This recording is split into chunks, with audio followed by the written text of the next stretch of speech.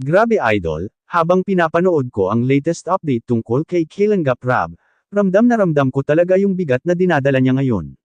Hindi biro yung sitwasyon niya, lalo na't galing mismo sa isang kapamilya ng Kalingap yung mga salitang hindi niya inakala na maririnig niya. Isipin mo, yung taong matagal mo nang tinuturing na kapamilya, tinulungan, minahal, pinasaya, binigyan ng oportunidad, siya pa mismo ang biglang susumbat at magsasabi ng sobrang daming rules, pati pa yung salitang kurakot na sadyang mabigat at masakit pakinggan. Para bang tinusok yung puso ni Idol Rab ng paulit-ulit. Pero ang nakakalungkot pa, hindi doon nagtapos, dahil nang pumutok ang issue, nagsulputan na rin kaagad ang mga bashers, anti-Kalingap, at mga taong walang ibang ginawa kundi panghinaan ng loob ang gumagawa ng kabutihan. Lahat sila sabay-sabay na sumawsaw, parang hinihintay lang na may maliit na butas para lang makapanira. At doon mo makikita idol, yung pinakamasakit sa lahat, hindi lang yung sinabi sa kanya, kundi yung piling-pili talaga ng mga bashers ang timing para tirahin siya habang nasa down moment siya. Kaya hindi na ako nagtaka nang sabihin ni Kalingap Rab na wala pa talaga siyang planong bumalik sa kanyang main channel. Hindi dahil ayaw niya, hindi dahil iniwan niya ang supporters, kundi dahil kailangan niyang protektahan ang sarili at lalo na ang pamilya niya. Sa dami ng stress, sa dami ng pressure, sa dami ng taong humihila pababa, minsan kailangan mo talagang umatras para makahinga. Hindi para sumuko, kundi para mag-heal. At idol, ang pinakanakakahanga dito kay Rab, hindi siya nagkulang sa paliwanag. Hindi siya nagalit pabalik. Hindi siya nagpatol sa pang-aalipusta. Ang ginawa niya, mas pinili niya ang tahimik, ang alagaan ang kanyang pamilya, ang mag-focus sa mga taong tunay na nagmamahal sa kanya. Kasi alam niya na kapag puno ang puso mo ng sama ng loob, hindi ka makakapagbigay ng totoong kabutihan. Kaya sinabi niya, uunahin ko muna ang pamilya ko. At totoo yun idol. Kasi sa panahon ngayon, pamilya lang talaga ang hindi ka iiwan. Ang plano nila ngayon, iikot nila ang buong Bicol para makapag-unwind, makahinga, at muling hanapin yung saya na nawawala kapag puro stress na ang pumapasok sa buhay. And honestly idol, napakaganda ng desisyong yan. Kasi hilang ang kailangan ni Rab, hindi bashers. Peace ang kailangan niya, hindi gulo. Family time ang kailangan niya, hindi issues.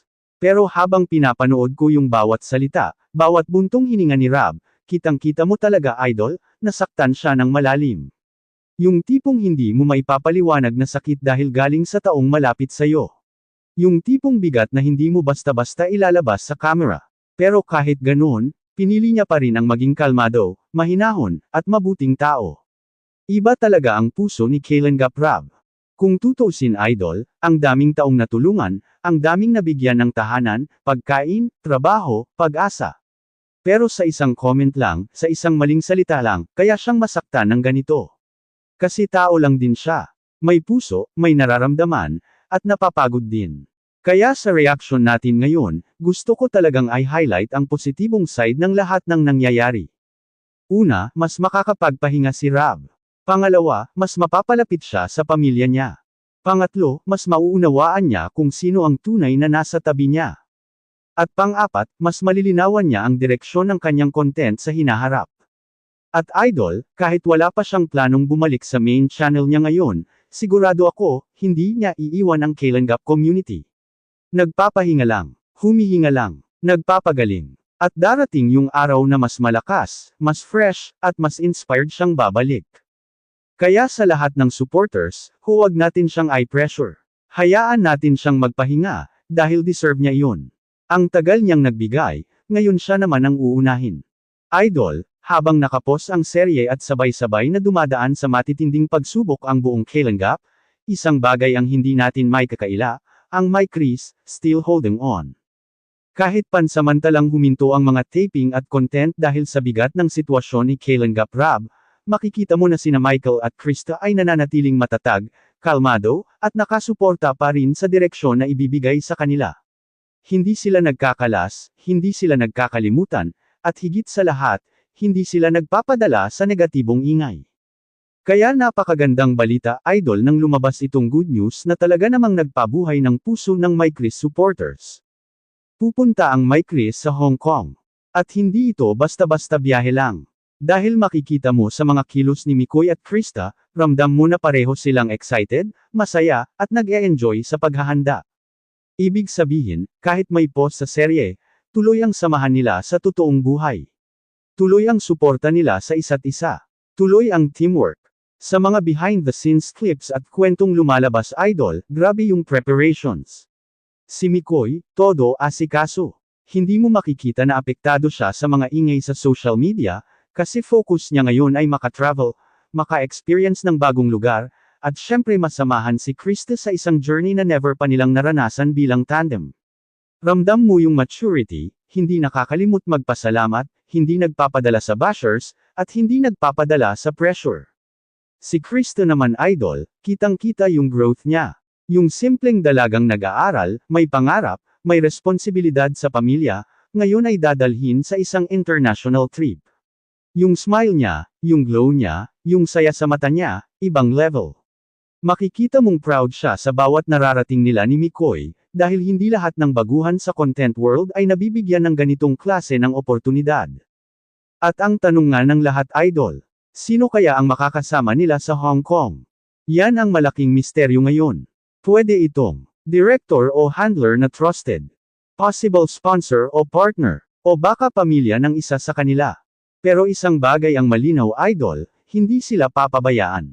At kung sino man ang sasama, siguradong may tiwala, may gabay, at may protection sa kanila habang nagta-travel. Ang importante ngayon ay yung impact nito sa My Kris tandem. Idol, sa panahon na maraming nagdududa, maraming nag-iingay, at maraming pilit na bonibitawan ang kung ano-ano, sila naman, mas kumikapit. Dahil hindi nila hinahayaan na ang negative sa paligid ang magdikta ng takbo ng relationship nila bilang magka-tandem. Kaya ang mga My Kris supporters ngayon, nagbabalik ang sigla. Kahit walang bagong episodes, kahit nakapos ang serye, may bagong dahilan para maging excited, ang Hong Kong trip. Isa lang ang ibig sabihin nito idol. Tuloy ang My Kris. Kahit pause, hindi stop. Kahit tahimik, hindi tapos. At sa lahat ng fans, ito yung tipo ng good news na kailangan nating yakapin. Dahil hindi lahat ng tandem, kayang magstay solid kahit may pinagdadaanan ang production. Pero ang My Kris, ibang klase. Sa actions pa lang nila, yung mga ngiti, yung small updates, yung pag-aabot ng suporta sa isa't isa, yung hindi pagsasabi ng kahit anong negative. Iyan ang totoong definition ng still holding on. At idol, isipin mo, habang si Kailangap Rab ay nagpapahinga at inaalagaan ang kanyang pamilya, itong Hong Kong trip naman ay magiging malaking tulong para ma-refresh ang My Kris tandem. Dahil sa ibang lugar, ibang environment, ibang tao, mas lalawak ang experience nila, mas magiging natural ang connection, at mas madaming bagong kwento pagbalik nila. Malay mo idol, pagbalik nila galing Hong Kong, dala-dala nila ang panibagong saya, panibagong energy, at panibagong inspirasyon para sa future ng serye. At baka ito pa mismo ang turning point para muling mabuhay ang My Kris episodes. Sa ngayon, ang masasabi ko lang idol. Napakagandang regalo nito para sa lahat ng My Kris fans. Kahit anong gulo, kahit anong isyo, kahit anong pahinga. Ang mahalaga, solid pa rin ang samahan ng My Kris, at tuloy-tuloy ang blessings nila. Idol, grabe. Habang binabalikan ko ang journey natin mula day 1 hanggang ngayon, hindi ko maiwasan ma-emotional dahil sa suportang natanggap natin.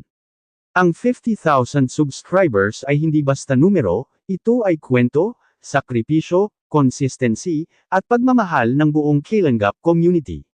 At ngayong ipinagmamalaki natin ang milestone na ito, gusto kong ibuhos lahat ng pasasalamat sa mga taong tumulong, nagtiwala, at hindi bumitaw sa Kuya Ers channel. Unang-una idol, maraming salamat sa supporters ng Kailangap, mula kay Kailangap Rab, sa Kailangap viewers, kay Queen, kay Boys, beneficiaries, at sa lahat ng nanunood ng bawat reaction video. Kung hindi dahil sa inyo, hindi aabot ng ganito kataas ang suporta para sa content natin. Kayo ang dahilan kung bakit tuloy-tuloy ang boses natin, bakit hindi tayo nauubusan ng kwento, at bakit may direksyon ang Kuya Ers channel araw-araw. Alam mo idol, bawat subscribe na pumasok, bawat comment, bawat like, bawat share, lahat yan may kwento. May mga silent supporters, may loyal viewers, may nagiging kaibigan, may nagiging pamilya. At yan ang bumubuo sa 50,000 hearts na nakasubscribe ngayon. Hindi sila basta nanood lang, sumama, naniwala, at naging parte ng journey natin. At sa totoo lang idol, hindi madaling magpatakbo ng YouTube channel lalo na sa panahon ngayon. May bashers, may negativity, may pressure, may pagod, may times na gusto mo nang huminto. Pero bawat beses na mapapagod ka, babulaga yung notification na, new subscriber, Nis Content Idol, support lang kami lagi Kuya Ers. At dun mo mare-realize, hindi mo kayang sukuan ito dahil hindi ka nagsesolo. Kaya sobra talagang touching na ngayong may matinding pinagdadaanan si Kalinga Prab, hindi natin siya iniwan sa content natin. Kasama natin siyang ipagtanggol, ipagtapat ang totoo, at ipakita sa mundo kung gaano kabuti ang puso niya.